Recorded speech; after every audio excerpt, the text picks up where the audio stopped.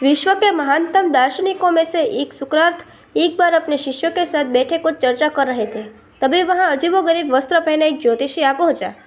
वह सबका ध्यान अपनी ओर आकर्षित करते हुए बोला, मैं ज्ञानी हूँ, मैं किसी का चेहरा देखकर उसका चरित्र बता सकता हूँ।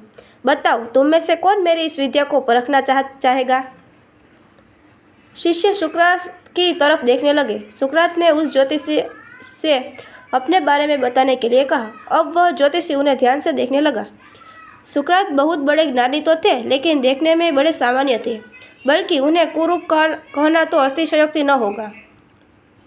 ज्योतिषी उन्हें कुछ देर निहारने के बाद बोला, तुम्हारे चेहरे की बनावट बताती है कि तुम सत्ता के विरोधी हो। तुम्हारे अंदर द्रोह करने की भावना प्रबल है। तुम्हारी आंखों के बीच पड़ी सुकुंडल तुम्हारे अत्यंत क्रोधी होने का प्रमाण देती है।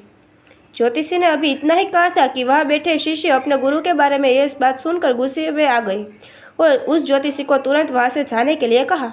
पर सुकरात ने उन्हें शांत करते हुए ज्योतिषी को अपनी बात पूर्ण करने के लिए कहा। ज्योतिषी बोला, तुम्हारा बेडोल सिर और माथे से पता चलता है कि तुम एक लालची ज्योतिषी हो और तुम्हारी ठुकी की बनावट तुम्हारे सनकी होने का इशारा करती है। इतना सुनकर शिष्य और भी क्रोधित हो गए, पर उसने उलट सुकरात प्रसन्न हो गए और ज्योतिषी को इनाम देकर विदा किया।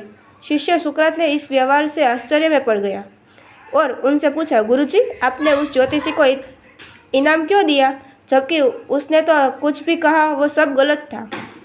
नहीं पुत्रों, ज्योतिषी ने जो कुछ भी कहा वह सब सही था। उसके बताए सारे दोष मुझ में है। मुझे लालच है, क्रोध है और उसने जो भी कुछ कहा सब है। पर वह एक बहुत ज़रूरी बात बताना भूल गया। उसने सिर्फ बाहरी चीज़ें देखी, पर मेरे अंदर के विवेक को नहीं आंक पाया, जिसके बल पर मैं इन सब सारी बुराइयों को अपने वश में किए रहता हूँ। बस वह यही चूक गया। वह मेरे बुद्धि के बल को नहीं समझ पाया। सुकरात ने अपनी बात पूर्ण की। मित्रों, यदि यह प्रेरक प्रसंग बताता है कि बड़े से बड़े इंसान में भी कमियां हो सकती है, पर यदि हम अपनी बुद्धि का प्रयोग करें तो सुकरात की तरह ही उन कमियों से पार पा सकते हैं।